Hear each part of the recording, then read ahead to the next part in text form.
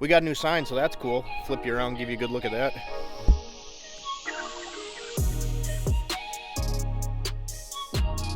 We just finished clearing the hood on this truck. It's a good thing we got a new condenser. That thing's got a little bit of a bow to it there. It looks real nice. Radiator is in about the same condition. This was actually leaking, but looks really nice. Ooh.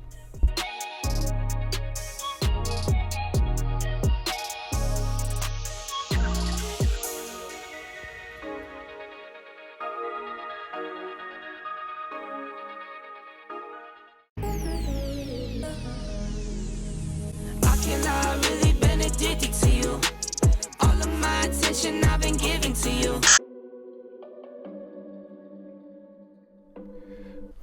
All right, you guys, so ignore the mess in here. This is the Tacoma. So laundry list of things were done to this one. We ended up getting a front bumper on Amazon, which proved to be a challenge to match. I'll throw some clips and pictures in here. Basically, the story behind this was this customer came to me and the truck was basically undrivable. You could still drive it, but the fan and the fan shroud and the radiator were all crushed into the fan clutch and none of the pulleys would spin. The hood was smashed up. We replaced the grill, the corner lights, like I said, that whole front bumper assembly. I've done some shorts on this, so maybe you saw some of that stuff. But anyway, I just said, you know, it's not going to be 1,000% perfect, like if you went to a body shop and paid thousands of dollars to get it done, but I can paint the hood in-house, I can put the front bumper on and do all of that, tweak that core support as best I can, which if you look at this really closely, you can see some body lines that aren't perfect anymore, because the proper way to fix this would be to cut that core support out and weld a new one in. We didn't do that. I straightened it out as best I could. I did have to replace a little bit of metal, and then we had a hell of a time getting the radiator and the AC condenser to fit. So I got all that done, didn't have the grill or the bumper on it or the lights or anything, made sure it ran and drove okay, there weren't any coolant leaks, the air conditioning worked.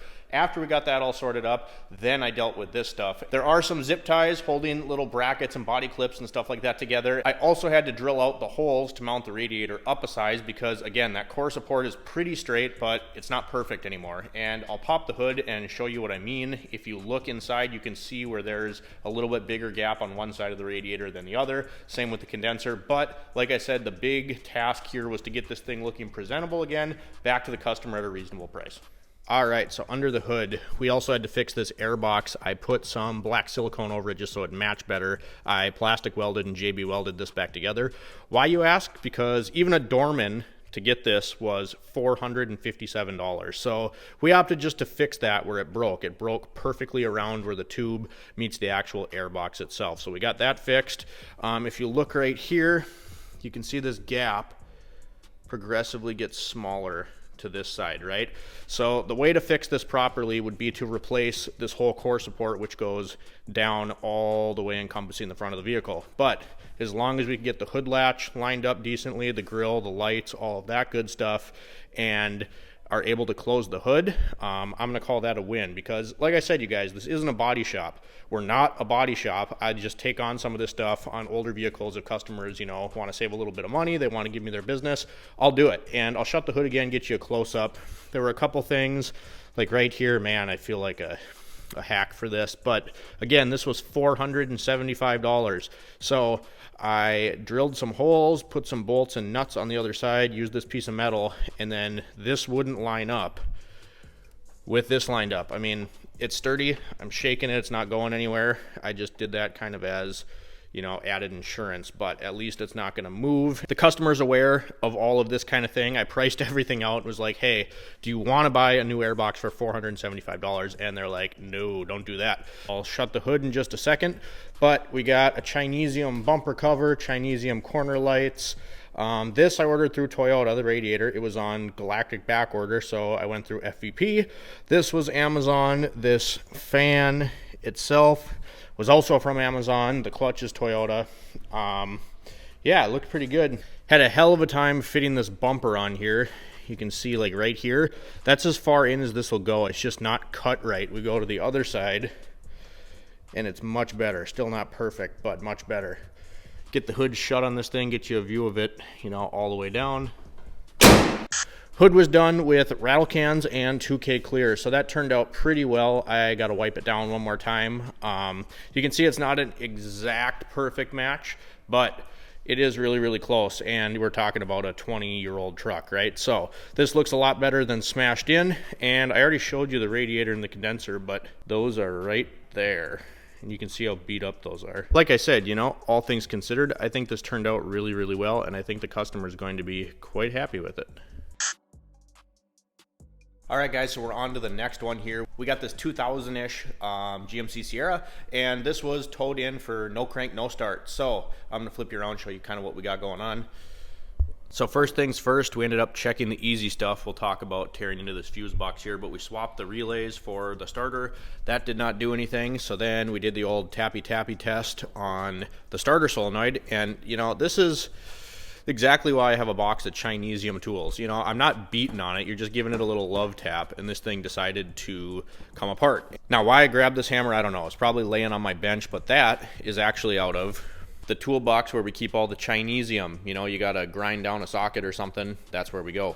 Anyway, now we're soldering stuff. There's gonna be lots of little pieces to show you. I'll do my best to get a good clear image, but I'm gonna put an image in here, and it's gonna be sideways, so forgive me for that, but here it is.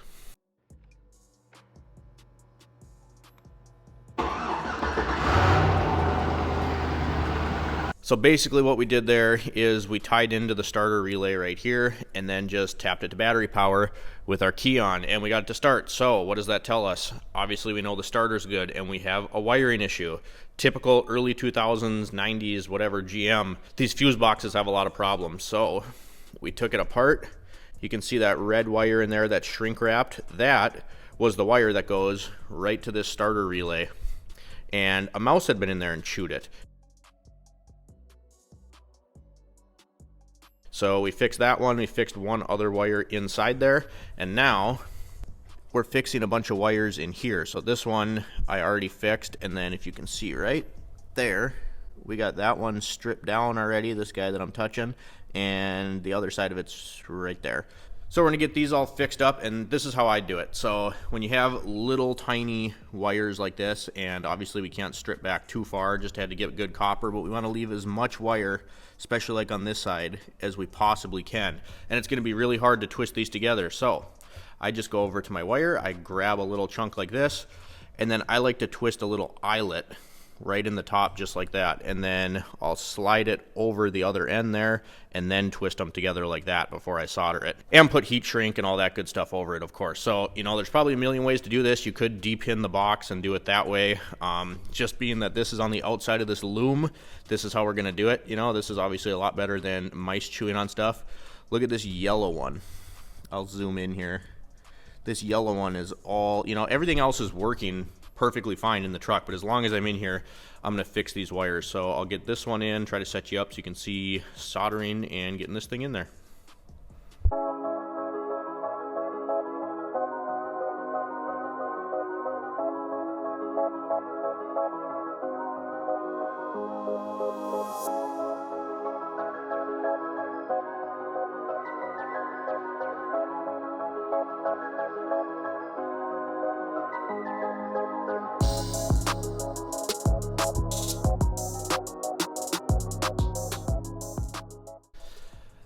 All right, so we got two of them fixed. If you're wondering what the zip ties are for, my shrink wrap was a little bit short on this side, so I taped up the rest of it, and then I just put these on there because electrical tape sucks, and I didn't want it to unravel, so it doesn't look the best. I'm gonna disconnect this wire here and then route that back over the top because this should not be on top of it. So we'll do that, and we're gonna fix this yellow wire here and then try to mend a few of these other ones that are bad. Again, a lot of small stuff here.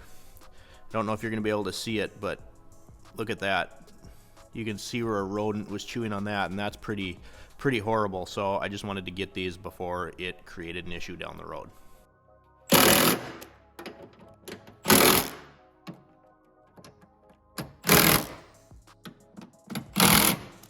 Torque. All right, we're done there. Close. Now it's time for the moment of truth. Perfect. One more time to make sure.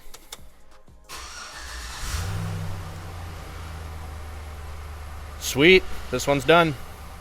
So we got the Sierra out the door. That guy's really happy with it now that it starts. Obviously you saw us fix all those wires. Now we got this Envoy in the shop, and we got a couple different issues going on. One is going to be no reverse light, so I'll show you what we found there. And I'm just saying, you know, everything I've worked on this week has been early 2000s GM, so coincidence? I don't know. But anyway, let's get under this thing. I'll show you what I found with these reverse lights. Hey, you're gonna have to bear with me here. I don't feel like lifting this thing, so we're not going to, but... So you can see the bulb socket right here, and I'll pull it out in a second, but look over at that side. Look at all the snow that's covering the light and the connector. This side I already knocked out, but look at that. It's just an icicle. You can see the remnants of it here on this side. It was all up and around this entire light assembly on the back here.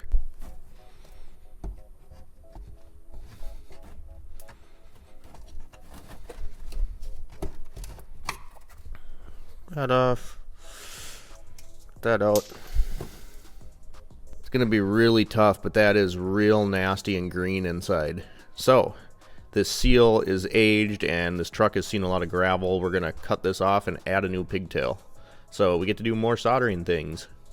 Alright, so we're gonna get a little glare. I was just doing a mock-up because when OE fails, trust standard. I don't know if I believe that necessarily, but this light that we got has an extra wire there, so we're gonna have to shrink wrap and seal that up, but it does work. We're just gonna have to not use that one wire because the factory pin, which is on the ground right there, only has 2 wires. So this is the only option that we had for this thing, and at least now we got reverse lights. So I gotta solder this in, do the other side, and it should be good. Just to make sure, we tested the exact same thing on the other side. Here is this socket. It's gonna be hard. Let me grab a light. Can you see how green and crusty that is in there? It's gonna be really hard, but yeah, these definitely needed to be replaced, so victory is ours. Ending this one different today, guys. Warms my heart.